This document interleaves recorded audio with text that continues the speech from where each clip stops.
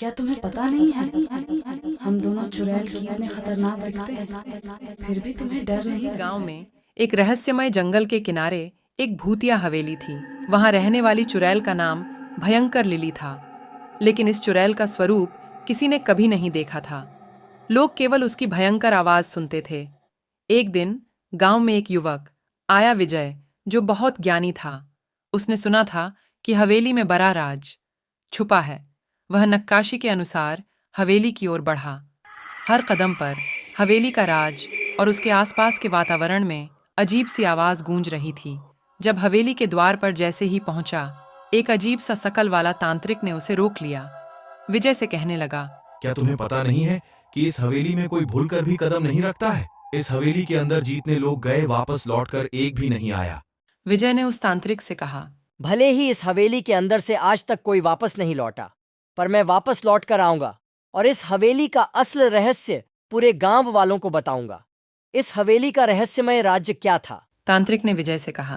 तुम्हें इस हवेली के राज के बारे में क्या तुम्हें कुछ पता है? विजय ने धीरे से कहा, मुझे यहाँ के एक बड़े खजाने के बारे में पता है, जिसका राज हवेली के भीतर छिपा है। तांत्रिक ने उसे अंदर जाने का रास्ता बताया और कहा, इस हवेली के अंदर दो भूतिया चुड़ैल रहता है और आज तक किसी ने उसे नहीं देखा है।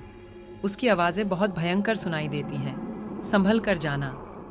विजय ने खजाने की खोज में लग गया, लेकिन जैसे ही वह खजाने के पास पहुंचा, एक भूतिया चुड़ैल उसके सामने आई।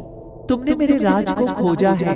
आज तक किसी ने हिम्मत नहीं कर पाया। इस खजाने को ढूंढने की तुम्हारे पास कहां से इतनी हिम्मत आई? चुड़ैल ने विजय से गुस्से में कहा, तुम्हें वापस लौट जाना चाहिए। इस राज को राज ही रहने दो। तभी अचानक से एक और चुड़ैल प्रकट हो जाती है। विजय ने फिर भी हिम्मत नहीं हारा। विजय समझ गया था कि ये दोनों चुड़ैल मेरा कुछ नहीं कर पाएगा।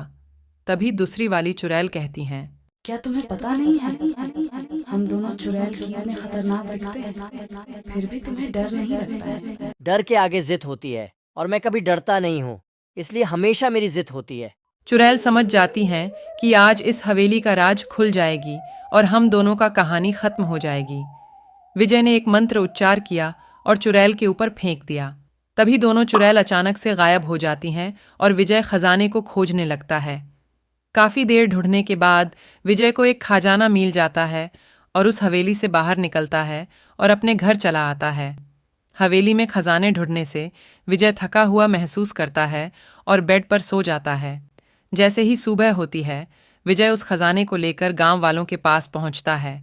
तभी अचानक से एक व्यक्ति बोलता है, तुमने उस हवेली के अंदर जाके खजाने को लाया है। काबिले तारीफ है। किसी की हिम्मत नहीं होती थी कि उस हवेली की तरफ आंख उठाकर भी देखें। विजय को गांव वालों ने सम्मानित किया और कहा, इसी तरह आगे बढ़ते रहो, हम सब गांव वाले तुम्हारे साथ हैं। ये बातें विजय सुनकर काफी खुश हुआ।